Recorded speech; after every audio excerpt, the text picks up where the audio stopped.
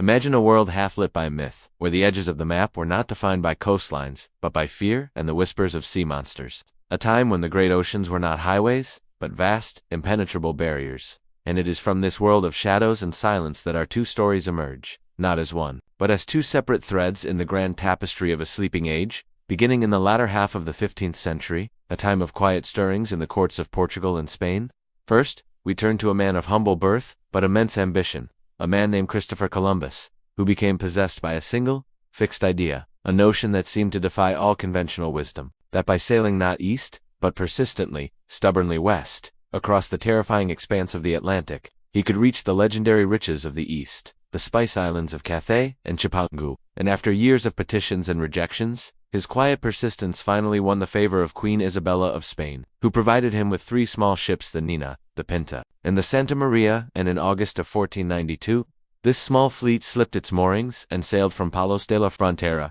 venturing into the great blue unknown, their prows aimed at a horizon that promised either glory or oblivion. For weeks they sailed, the crew growing restless with the unending sameness of sea and sky, their fears mounting with each passing day, until finally, on the morning of October 12th, a lookout sighted land, not the mainland of Asia, as Columbus believed, but an island in the Bahamas, a new world entirely, though he would never admit it, forever calling the people he encountered Indians. He would make 3 more voyages, touching the coasts of Central and South America, always believing he had found the outer reaches of Asia. His legacy forever, a complex tapestry of monumental discovery and profound consequence. A door cracked open between 2 hemispheres that had slept in ignorance of one another for millennia. While Columbus was making his first landfall in the Caribbean, a different quest was nearing its culmination far across the world. In the Kingdom of Portugal, where King John II had long pursued a different dream, the dream of reaching India not by going west, but by finding a sea route south and east, around the very bottom of Africa, a continent whose true extent was a mystery.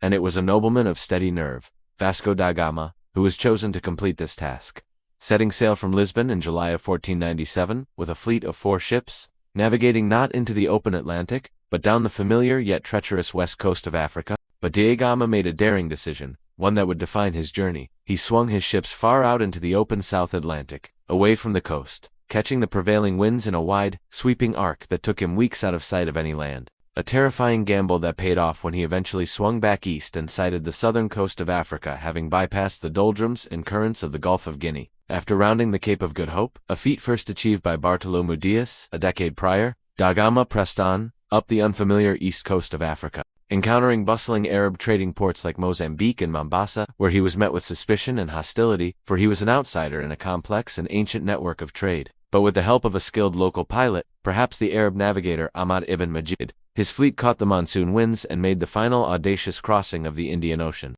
And on the 20th of May 1498, after a journey of over 10 months and thousands of leagues, Vasco da Gama and his weary crew anchored off the city of Calicut, India, their sails stained with salt and their hulls encrusted with barnacles. But they had done it. They had found the sea route to the riches of the East. A moment that would forever shift the center of global trade from the Mediterranean to the Atlantic seaboard, linking Europe and Asia by sea for the first time. So it was that in the span of just a few short years, 2 men sailing under different flags and driven by different calculations had forever expanded the known world. One stumbling upon a new continent that would reshape the demographics and economies of the globe, the other successfully tying 2 old worlds together by an ocean highway, their voyages marking the true beginning of globalization. And as you drift into sleep, picture their ships. Tiny wooden specks on an infinite, starlit ocean, moving with a slow, inevitable grace across the silent, sleeping seas. Carried by currents of ambition and winds of change, their journeys now complete, their stories told, leaving nothing but the gentle, rhythmic sound of waves against a distant shore, a soft and lulling echo of a time when the world was still large and full of quiet mysteries waiting to be dreamed.